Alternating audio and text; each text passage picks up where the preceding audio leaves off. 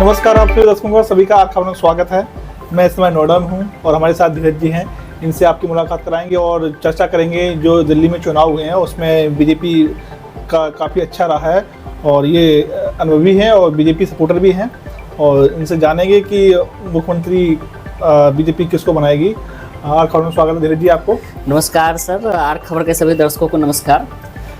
धीरज जी मुझे ये बताइए, जैसे जो दिल्ली में आम आदमी पार्टी और बीजेपी की टक्कर रही है, करीब बताया जा रहा है 1 लाख वोट से बीजेपी जीती है। अगर 1 लाख वोट इधर से उधर हो जाते तो उसके बारे में क्या है आपका, और आम आदमी पार्टी का हारने का क्या है और बीजेपी जीतने का क्या उनके मुद्दे ऐसे रहे जो बीजेपी जीती और आम आदमी पार्टी हारी?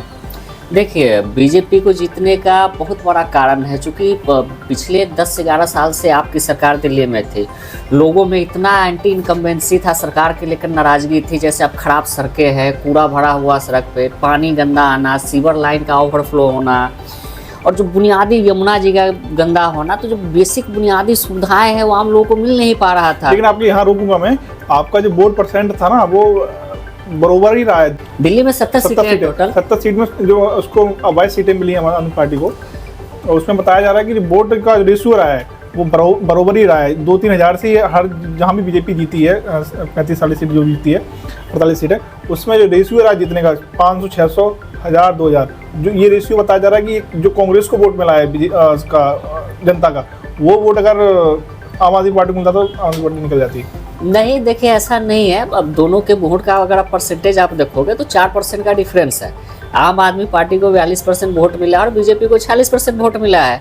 तो उस केस में अगर 10-12 सीटों पे मैं मानता हूँ कांग्रेस का भी जिनने वोट लिया है, जैसे नई दिल्ली सीट पे ही जितने संदीप दीक्षित जी को वोट मिला उससे उतने ही मार्जिन से वे प्रवेश वर्मा जी जीते हैं तो है। लेकिन ऐसा नहीं है, अगर आप ये 10-12 सीटों को हटा भी दे तो 48 सीटें बीजेपी जीती है। तो आप अगर 12 सीटें माइनस कर भी देते हो उसमें से, फिर भी बीजेपी पूर्ण मेजॉरिटी में क्या सरकार बनाने के लिए कितनी सीटें चाहिए? 36। तो 36 सीटें आराम से बीजेपी को मिल जाता। दूसरा ये बात कि जैसे बीजेपी जीत गई, आगे बीजेपी के क्या मुद्दे रहेंगे जनता जैसे, क्योंकि जैसे आम आदमी पार्टी ने 10 साल सरकार चलाई है, ठीक है, ऐसे जो भी चुनाव में उन्होंने घोषणा की, जो भी जिस तरह जनता को, अब जनता समझदार हो गई है। अब बीजेपी अगर क्या स्टेप लेगी, क्योंकि ऐसा रहा तो जनता तो समझदार हो गई है, बीजेपी को क्या स्टेप लेना चाहिए जनता जो दिल्ली की साफ सफाई और यमुना साफ सुथरी रखे?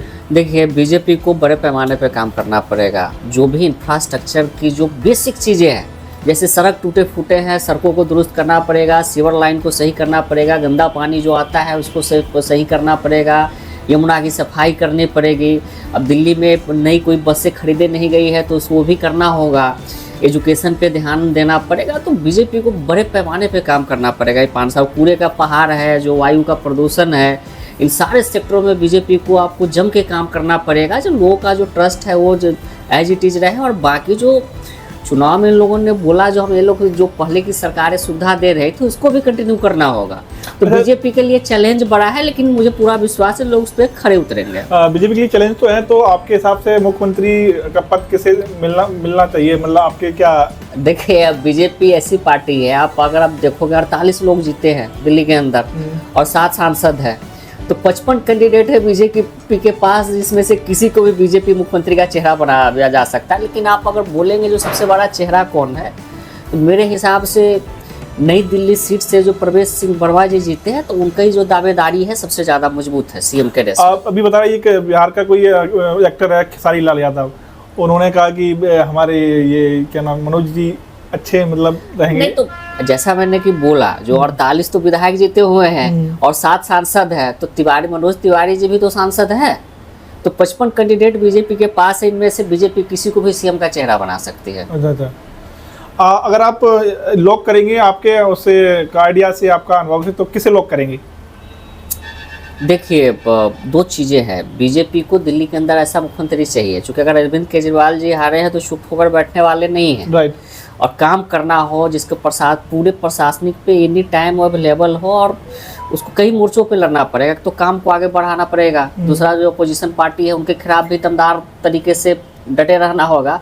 तो मेरे हिसाब से 2-4 लोगों की दावेदारी काफ़ी मजबूत है, जिसमें प्रवेश सिंह वर्मा जी है, वीरेंद्र सचदेवा जी है, आपका सतीश उपाध्याय जी हैं, मनोज तिवारी जी भी हैं। तो ऐसे 4-5 नाम है, लेकिन मुझे नहीं लगता है जो कोई जीते हुए सांसद को रिजाइन करवा के दोबारा चुनाव कराया जाए दिल्ली में। मुझे लगता है जो विधायक लोग जीते हैं उसी में से किसी एक का चुनाव करेगी बीजेपी। नमस्कार आप सब दर्शकों का, ये हमारे धीरज जी थे और काफ़ी अनुभवी हैं और ये एक तरह से कहें ये बीजेपी को भी सपोर्ट करते हैं। इनका काफ़ी बीजेपी के प्रति इनका रहता है, तो इन्होंने अपने विचार रखे हैं और आपको कैसे विचार लगे आप लोग कमेंट करके बताएं। धन्यवाद। नमस्कार।